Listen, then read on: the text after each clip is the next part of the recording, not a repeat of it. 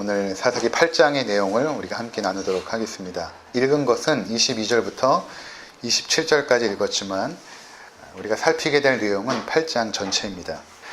이 8장의 내용은 조금 모호합니다. 왜냐하면 기드온이 타락한 것 같기도 하고 또 그렇지 않은 것 같기도 하고 이러한 모습들이 계속해서 이렇게 연달아 나오면서 우리를 조금 혼란에 빠뜨리기도 합니다. 그래서 어떤 사람들은 기드온이 여전히 하나님을 의지하고 경외하는 믿음의 사람이다. 그에게 성령께서도 임했고 그가 순종함으로 이스라엘을 미디안의 압제로부터 해방하였다면 그가 그렇게 갑작스럽게 타락할 리가 없다라고 말씀하는 분도 있습니다. 그러나 이 성경 기자가 이러한 그 기드온의 모호한 모습 속에서 과연 하나님의 사람들이 어떻게 타락하는가를 너무나 현실적이고 구체적으로 우리 가운데 보여주고 있습니다. 그래서 이 말씀을 통해서 우리의 삶의 모습도 한번 반추해 보시고 우리 주변의 믿음의 길에서 사람들이 어떻게 이탈하고 있는지 우리가 바른 시각과 판단력으로 분별할 수도 있을 것입니다. 그래서 오늘 이 말씀을 통해서 하나님의 백성들이 어떻게 그분의 길을 이탈하였는가에 대한 부분들을 함께 살펴보도록 하겠습니다. 이 8장에 나오는 내용들을 쭉 보면 기드온을 중심으로 해서 5가지의 이야기가 이렇게 계속해서 등장을 합니다.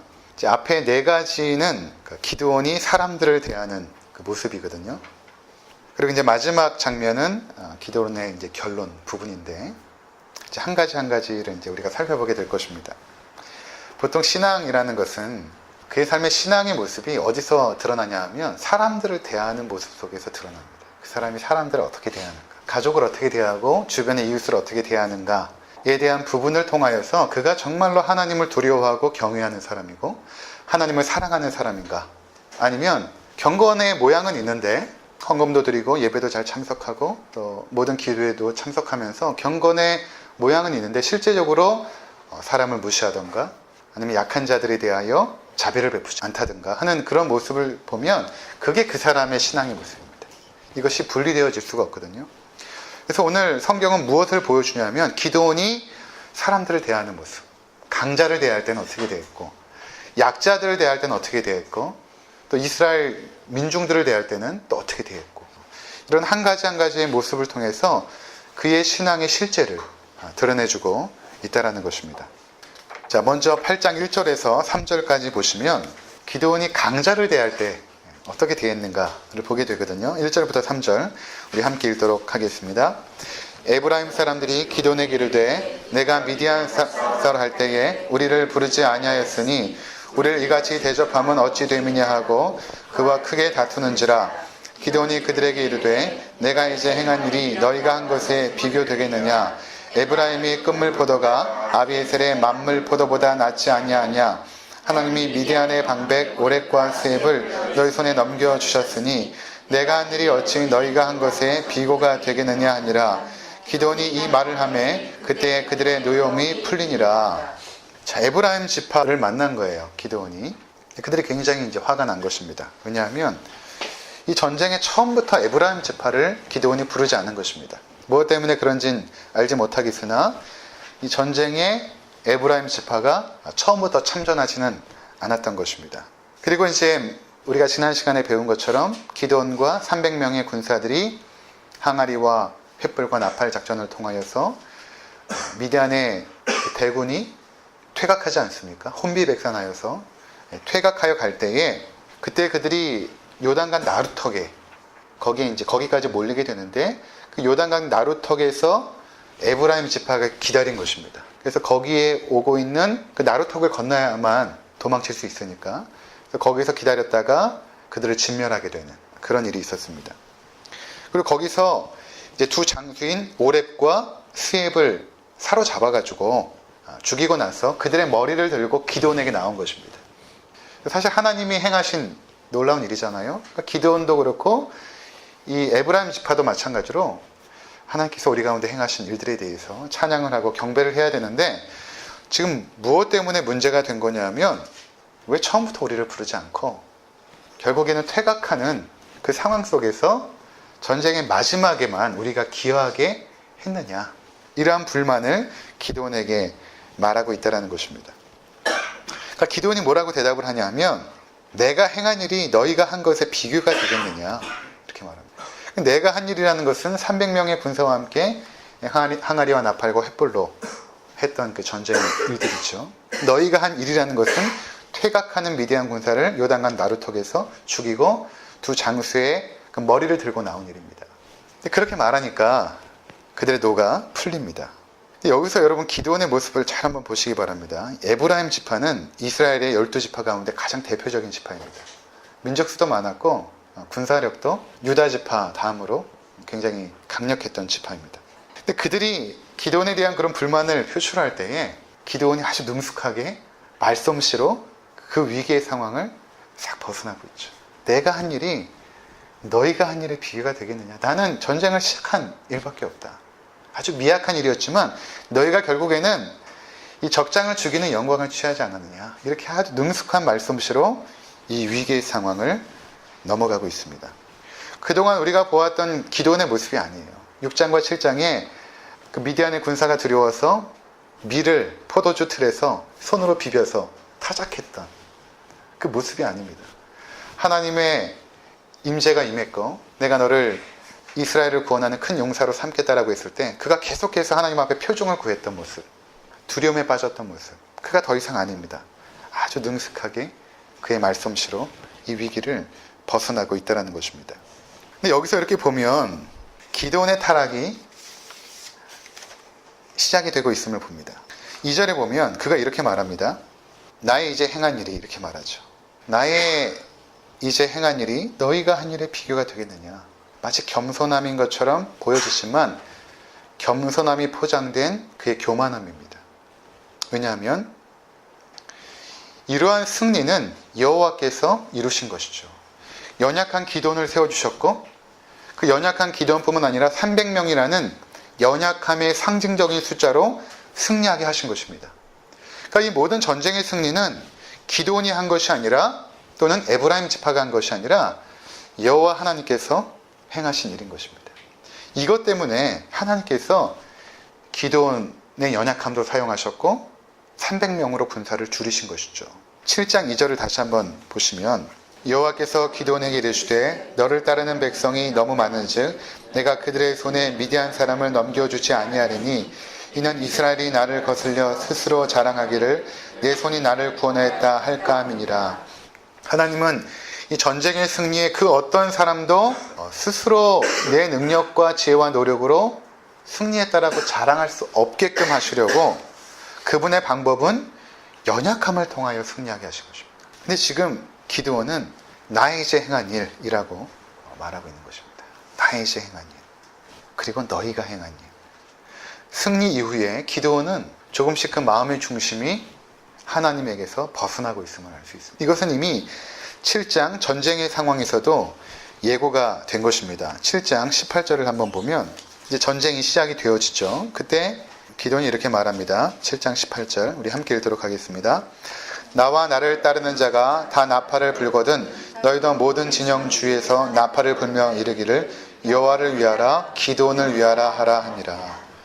이 전쟁이 여호와의 전쟁인데 지금 여호와를 위하라까지만 했으면 되는데 그 다음에 기드온을 위하라 그렇게 지금 말하고 있는 것입니다. 그리고 20절에도 보면 세대가 나팔을 불며 항아리를 부수고 왼손에 횃불을 들고 오른손에 나팔을 불며 외쳐 이르되 여호와와 기드온의 칼이다 하고 여호와와 기드온의 칼이여 그렇게 말하고 있다는 것입니다.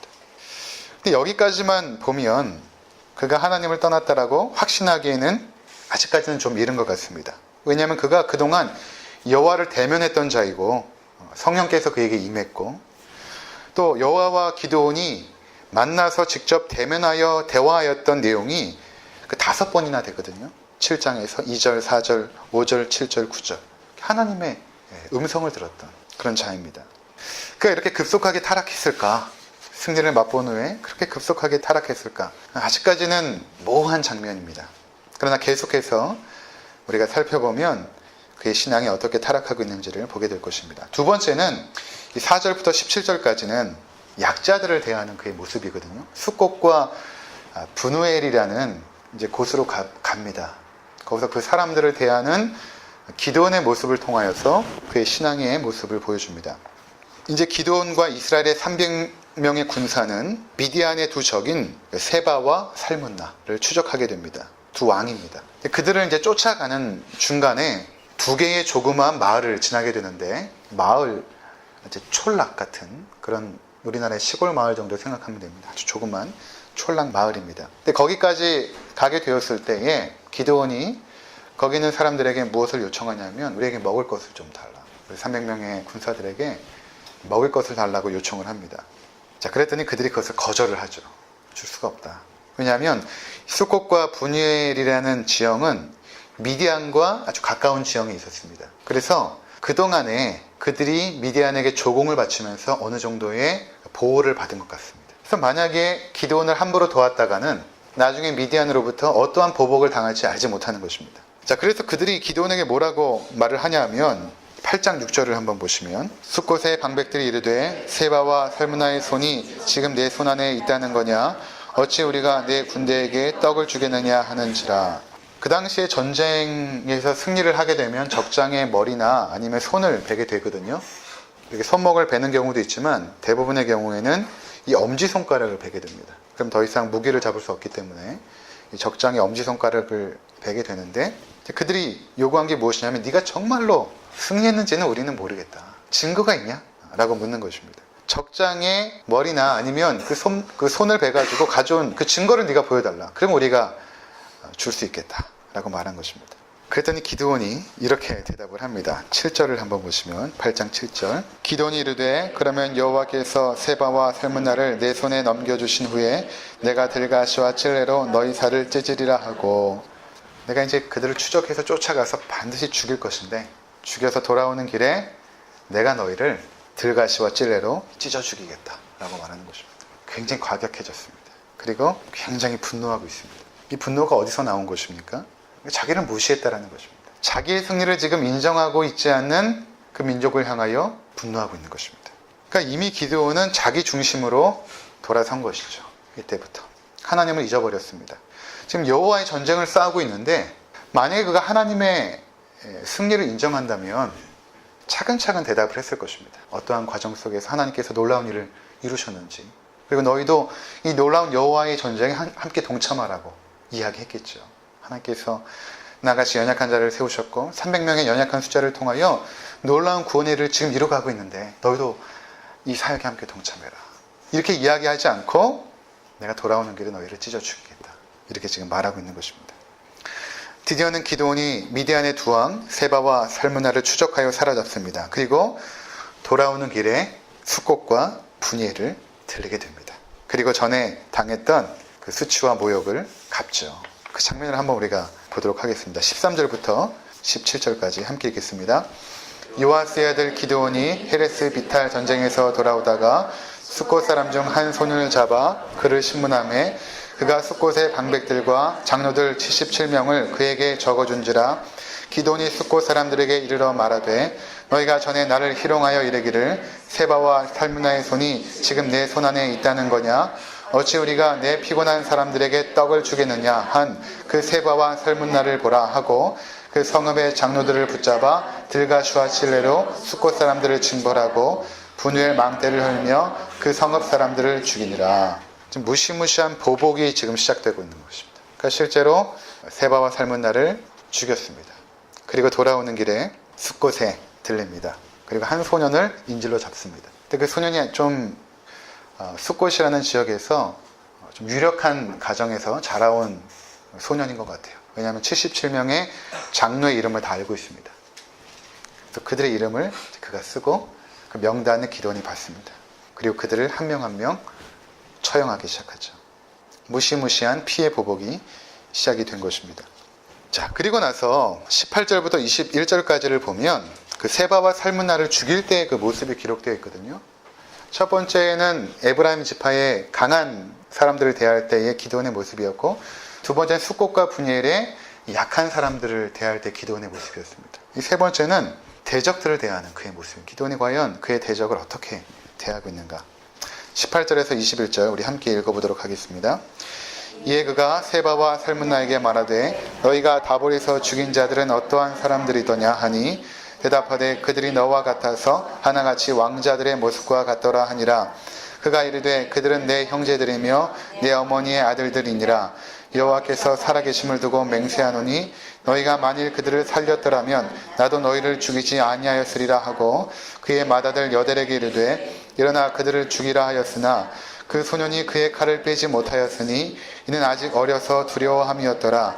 세바와 살문나가 이르되 내가 일어나 우리를 치라. 사람이 어떠하면 그의 힘도 그러하니라 하니 기드온이 일어나 세바와 살문나를 죽이고 그들의 낙타 목에 있던 초승달 장식들을 떼어서 가지니라. 이 적들을 죽일 때에 어떻게 죽이냐면 먼저 이렇게 물어보죠. 너희가 다볼에서 죽인 자들이 어떠한 사람들이더냐. 이제 기드온의 형제들을 그들이 죽였는데 같은 민족들을 죽였을 때에 그들이 이렇게 말합니다. 적장들이 그들의 모습이 다 너와 같아서 왕자들의 모습과 같더라. 기드온이 이미 지금 그의 그 외형적인 모습 속에서 왕의 모습을 하고 있었다는 것입니다. 왕의 권위를 나타내는 그 절대 권력의 모습을 이미 기드온이 하고 있었음을 보여주는 장면입니다. 다 너와 같이 왕자들의 모습이었다. 그러면서 그들을 이제 죽이게 되는데 맏아들 여델, 거기 이제 여델이라는 아들이 있었어요. 그에게 죽이라고 합니다. 근데 그가 어느 정도로 어렸냐면 두려워가지고 칼을 빼지 못할 정도로 아주 어린 자기 아들에게 칼로 이 두 왕을 죽이라고 시킨 것입니다. 자, 기드온의 이러한 폭력성과 잔인성, 6장과 7장에서는 보여지지 않았던 그의 폭력성과 잔인성이 드러나는 장면입니다. 적들을 대할 때에 하나님의 백성들은 그냥 진멸하게 되어 있습니다. 그들을 잡아다가 고문하지 않고 바로 진멸하게 되어 있는 것이 여호와의 전쟁인데 그를 잡아다가 자기 아들들에게 죽이라고 명령하고 있는 그의 잔혹성. 이러한 기드온의 모습을 이스라엘 백성들이 보면서 어떻게 생각했을까요? 아, 그가 여호와를 떠났구나. 그렇게 생각했을까요?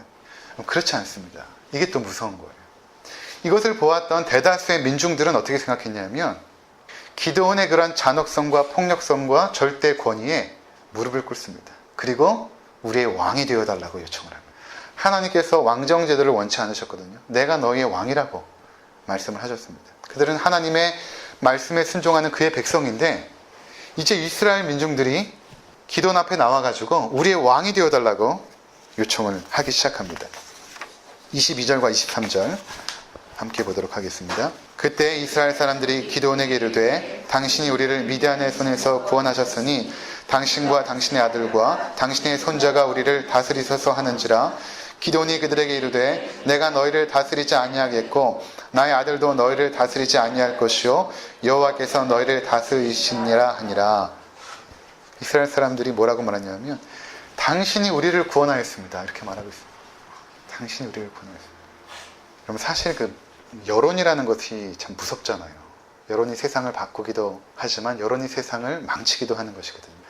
그 여론을 사실 끌고 가는 것은 1%의 창조적인 소수들입니다. 그들이 그 여론을 끌고 가는데 지금 이 여론이 어떻게 형성되고 있냐 하면 마치 히틀러를 추종했던 독일인들처럼 그의 잔혹성에 편입되어서 당신이 우리의 왕이 되어주십시오. 이렇게 놀라운 구원의 일을 행한 것은 당신이 한 것입니다. 우리가 당신을 우리의 왕으로 삼고 당신을 따르겠습니다. 라고 그들이 지금 나오고 있다는 것입니다.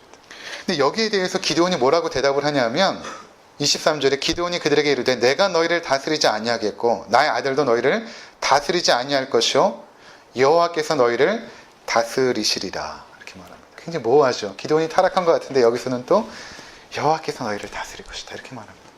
마치 여호와의 구원을 인정하는 것 같은 모습을 보여주죠. 이것이 바로 타락한 존재들의 이중성입니다. 이 이중성이 무서운 거예요. 하나님의 백성인 것 같아요. 근데 그 안에는 잔혹성과 폭력성을 담고 돌아서면 그것을 펼쳐 보이는. 왜냐하면 24절에서 27절을 보면 기드온이 또 그들에게 이르되 내가 너에게 요청할 일이 있으니 너희는 각기 탈취한 귀고리를 내게 줄지니라 하였으니 이는 그들이 이스마엘 사람들이므로 금 귀고리가 있었음이라. 우리가 대답하되 우리가 즐거이 들으리이다 하고 겉옷을 펴고 각기 탈취한 귀고리를 그 가운데에 던지니 기드온이 요청한 금 귀고리의 무게가 금 7,100세겔이요 그 외에 또 초승달 장식들과 폐물과 미디안 왕들이 입었던 자색 의복과 또 그 외에 그들의 낙타목에 둘렀던 사슬이 있었더라. 기드온이 그 금으로 에봇 하나를 만들어 자기의 성읍 오브라에 두었더니 온 이스라엘이 그것을 음란하게 위함으로 그것이 기드온과 그의 집의 올무가 되니라. 기드온이 왕이 되어달라는 제안을 거절했지만 무엇을 요청하냐면 너희가 탈취한 그 금 귀걸이를 나에게 다 달라. 그래서 그것이 숫자로 보니까 오늘날로 하면 20kg 정도 되었습니다. 그것으로 에봇을 만들거든요. 에봇이라는 것은 무엇인가 하면 대제사장이 입었던 옷입니다. 성막에서 대제사장이 입고 하나님의 임재 안에 거할 때에 쓰여졌던 옷이 에봇입니다. 그것을 기드온이 만들어 입죠. 기드온이 지금 왕적인 권위를 얻었을 뿐만 아니라 무엇을 소유하려고 하냐면 제사장적인 권위를 소유하려고 하는 것입니다. 하나님으로부터의 신적인 권위를 그 옷을 통하여서 이스라엘 백성들에게 보여주길 원했던 것입니다. 왕이 되어달라는 제안은 거절했지만 왕적인 삶, 신적 권위를 가지고 이스라엘 백성들을 다스리려고 하는 그의 마음의 중심 상태가 드러나고 있는 것입니다. 그의 타락은 여기서 끝나지 않습니다. 28절에서 32절 미디안이 이스라엘 자손 앞에 복종하여 다시는 그 머리를 들지 못하였으므로 기드온의 사는 40년 동안에 그 땅이 평온하였더라. 요아스의 아들 여룻바알이 돌아가서 자기 집에 거주하였는데 기드온이 아내가 많으므로 그의 몸에서 낳은 아들이 70명이었고 세겜에 있는 그의 첩도 아들을 낳았으므로 그 이름을 아비멜렉이라 하였더라. 요아스의 아들 기드온이 나이가 많아 죽음에 아비에셀 사람이 오브라에 있는 그의 아버지 요아스의 묘실에 장사되었더라. 아들이 70명이나 되니까 아내가 도대체 몇 명이 된다는 것입니다. 그리고 세겜에 있는 첩이 아들을 낳았는데 이름을 아비멜렉이라고 합니다. 이게 이제 중요한 이유는 9장에 그 아비멜렉의 이야기가 이제 등장하거든요. 근데 아비멜렉이라는 그 이름의 뜻은 무엇인가 하면 나의 아버지는 왕입니다. 이런 뜻입니다. 나의 아버지는 왕입니다. 기드온이 자기 아들의 이름을 붙였을 거 아니에요. 그러니까 그는 실제로 왕이 되고 싶었던 것입니다. 결국 기드온은 죽게 되고 다시금 이스라엘은 하나님을 버리고 우상을 섬기게 됩니다. 자, 이러한 그 역사적인 그 사건이 우리에게 던져주는 메시지는 무엇일까요? 여러분들 이 사건을 대하면서 그건 어떠한 메시지를 듣게 되는 것입니까? 그 당시에 우리가 이스라엘 백성이었다면 과연 어떻게 했을까요? 우리는 기드온을 향하여서 우리가 이끈 승리는 하나님께서 하신 것입니다. 당신이 스스로 영광을 취하면 안 됩니다. 우리가 하나님을 예배하고 경배하는 자리 가운데 서야 됩니다. 과연 이렇게 했겠습니까? 우리도 그 자리에 있었다면 똑같이 폭력과 그 잔혹한 기드온을 우리의 왕으로 세울 것입니다. 그리고 우리는 그를 추종할 것입니다. 이러한 장면 속에서 소망이 없어지는 것이죠. 왜냐하면 그렇게 믿었던 기드온도 급속하게 타락하고 있는 것입니다. 실제로 기드온이 사는 날 동안에 태평한 생활을 보냈는데 그 태평한 생활이라는 것은 외부의 침략이 없었던 상태이지 진정으로 그 이스라엘 안에 하나님의 샬롬이 임한 것은 아닙니다. 그들은 그 안에서 죄를 범하기 시작하였고 범죄하기 시작합니다. 이스라엘 백성들의 문제는 미디안의 압제가 아니라는 것입니다. 그것이 그렇게 중요한 문제는 아니라는 것입니다. 문제는 그들 내면에 있었던 죄악의 문제입니다. 그것이 기드온을 통하여 드러났고 기드온을 왕으로 세우려고 하는 이스라엘 민족의 모습 속에 그 마음의 중심 가운데 그것이 있었다는 것입니다. 하나님의 통치를 거부하고 인간 왕을 세워서 자신의 삶의 안정을 확보하려고 하는 그들의 모습. 결국 타락의 핵심이 무엇인가? 기드온도 그렇고 이스라엘 백성도 그렇고 그 타락의 핵심이 무엇인가? 그것은 내가 왕이 되고 싶어 하는 것입니다. 여러분 모든 주변의 리더들의 타락을 보십시오. 왜 교회는 세습을 하려고 할까요? 교회가 자기의 왕국인 것입니다. 그 내가 왕인 거예요. 근데 거기에 교인들은 또 어떻습니까? 거기에 또 동조하는 사람들은 또 무엇입니까? 왕으로 세우고 싶은 거예요. 그 속에서 하나님이 우리의 왕이 아니라 그 리더를 왕으로 세우고 거기서 그냥 편안하게 안주하면서 살고 싶은 것입니다. 그게 이스라엘의 죄였던 것입니다. 이스라엘은 이 글을 읽으면서 이런 질문을 했을 것입니다. 이제 우리가 과연 믿고 의지할 대상은 과연 누구인가? 기드온이 이렇게 타락했다면 그 가운데서 정말 양심이 깨어있고 하나님 앞에서 신실한 백성들은 이렇게 생각하지 않았겠습니까? 대부분의 사람들은 기드온을 따라갔지만 그 속에서 양심이 살아있는 하나님의 백성들은 그 그루터기와 같은 하나님의 백성들은 그렇다면 우리가 믿고 의지할 대상은 누구인가? 라고 하나님 앞에 무릎을 꿇고 탄식하며 기도했을 것입니다. 도대체 인류 역사 가운데 우리의 진정한 리더는 과연 누구인가? 외부의 압제로부터 우리를 구원하는 그런 것뿐만 아니라 우리 안에 있는 진정한 죄의 문제를 해결하여서 하나님과의 샬롬을 이끌어낼 그러한 구원자가 과연 우리 가운데 있을 것인가? 라는 질문을 했을 것입니다. 이 사건을 배경으로 하여서 한 선지자가 하나님의 음성을 듣습니다. 그것이 이사야 9장의 내용인데 이사야 9장 함께 보도록 하겠습니다. 전에 고통받는 자에게는 흑암이 없었으리로다. 옛적에는 여호와께서 스불론 땅과 납달리 땅에 멸시를 당하게 하셨더니 후에는 해변길과 요단 저쪽 이방의 갈릴리를 영화롭게 하셨느니라. 흑암에 행하던 백성이 큰 빛을 보고 사망의 그늘질 땅에 거주하던 자에게 빛이 비치도다. 자, 여기까지 보면 전에 고통하던 자에게는 흑암이 이제는 없을 것이다. 이렇게 말하고 있습니다. 흑암이 없을 것이다. 2절에 보니까 흑암에 행하던 백성이 이제는 큰 빛을 보고 사망의 그늘진 땅에 거주하던 자에게 빛이 비치게 될 것이다.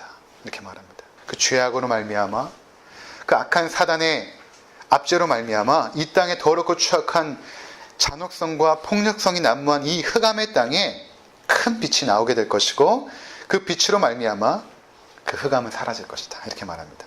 3절부터 또 보겠습니다. 주께서 이 나라를 창성하게 하심에 그 즐거움을 더하게 하셨으므로 즐거움과 탈취물을 나눌 때의 즐거움같이 그들이 주 앞에서 즐거워하오니 이는 그들이 무겁게 맨 멍에와 그들의 어깨의 채찍과 그 앞자자의 막다기를 주께서 꺾으시되 미디안의 날과 같이 하셨음이니라. 아멘요. 여기 보시면 주께서 이 나라, 하나님의 나라죠. 하나님의 나라를 창성하게 하실 것이다. 그리고 전쟁에 승리하게 하실 것이다. 그래서 우리를 즐겁게 하실 것이다. 전쟁에 쓰였던 그 모든 그 막대기를 꺾게 될 것이고 그것은 마치 어떤 날이냐면 4절에 미디안의 날과 같이 하셨음이니라. 이스라엘과 그 미디안의 군세가 싸워서 그들이 완전히 진멸했던 그때의 그 즐거움과 그 구원의 기쁨, 이것을 배경으로 하여서 지금 하나님은 그들에게 말씀하고 있는 것입니다. 그때 너희가 누렸던 그 즐거움들이 있었지 않았느냐? 하나님께서 너희를 승리케 하셨을 때에 너희가 누렸던 그 전쟁의 그 기쁨들이 있지 않았느냐? 바로 그와 같은 기쁨들이 너희 가운데 오게 될 것이다. 5절부터 읽겠습니다. 어지러이 싸우는 군인들의 신과 피 묻은 겉옷이 불의 삽같이 살라지리니 이는 한 아기가 우리에게 낳았고 한 아들을 우리에게 주신 바 되었는데 그의 어깨에는 정사를 메었고 그의 이름은 기묘자라 모사라 전능하신 하나님이라 영존하시는 아버지라 평강의 왕이라 할 것임이라. 그 정사와 평강의 더함이 무궁하며 또 다윗의 왕자와 그의 나라에 군림하며 그 나라를 굳게 세우고 지금 이후로 영원히 정의와 공의로 그것을 보존하실 것이라. 만군의 여호와 열심히 이를 이루시리라. 아멘.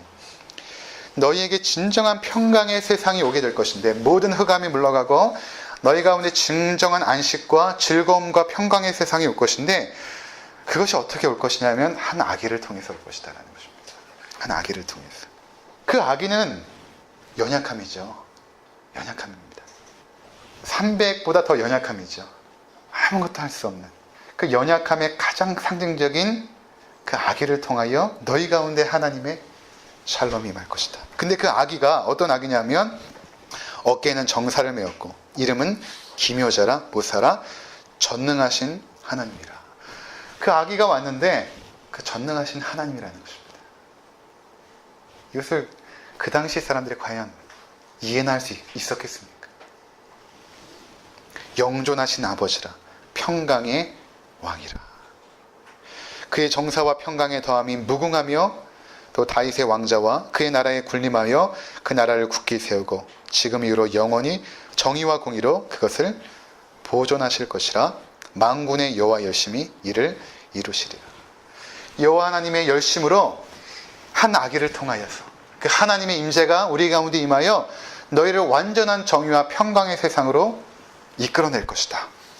너희가 할 수 없기 때문에 여호와의 열심으로 그것을 이룰 것이다. 말씀하고 있다라는 것입니다. 누가복음 2장 11절과 12절 제가 읽어드리겠습니다. 오늘 다윗의 동네에 너를 위하여 구주가 나셨으니 곧 그리스도 주시니라. 너희가 가서 강보에 쌓여 구유에 뉘어있는 아기를 보리니 이것이 너희에게 표적이니라 하시더라. 이 땅에 아기로 태어나신 하나님, 그가 우리의 그리스도, 그리고 우리의 주님이라고 말씀하고 있는 것입니다. 여러분, 이 땅에서 우리가 의지할 왕이 과연 있습니까? 지금 문재인 정부가 국가를 평화로 이끌어 간다라고 많은 사람들이 좋아하고 따르고 있지 않습니까? 과연 평강이 올까요? 과연 평강이 오겠습니까? 외부적으로는 평화협정이 맺어질지 모르지만 그 안에 인간의 죄악으로 말미암은 수많은 폭력과 잔혹성은 여전히 존재할 것입니다. 그것은 사라지지가 않아요. 지나친 기대는 하지 말아야 될 것입니다. 우리 주변에도 마찬가지죠. 뭔가 탁월한 리더들을 우리가 의지할 것입니까? 또는 내 자신은 어떻습니까? 나는 과연 믿을 만한 존재입니까? 내가 내 삶의 왕으로서 나를 정말 의지하고 내 생각과 내 판단력을 믿고 따라갈 수 있겠습니까? 그렇지 못합니다. 그래서 여호와의 열심으로 말미암아 우리의 구원자 예수 그리스도를 이 땅에 보내시고 그를 통하여 죄의 문제를 해결하시고 이 땅에 하나님의 평강을 이루어주시는 것입니다. 그거 외에는 인간이 개발할 수 있는, 인간이 노력하여 얻을 수 있는 평강의 길은 없다는 것입니다. 사랑하는 성도 여러분, 평생토록 우리 주 예수 그리스도만을 의지하시기 바랍니다. 그것이 우리의 해결책이고 우리의 답입니다. 어떠한 순간에도.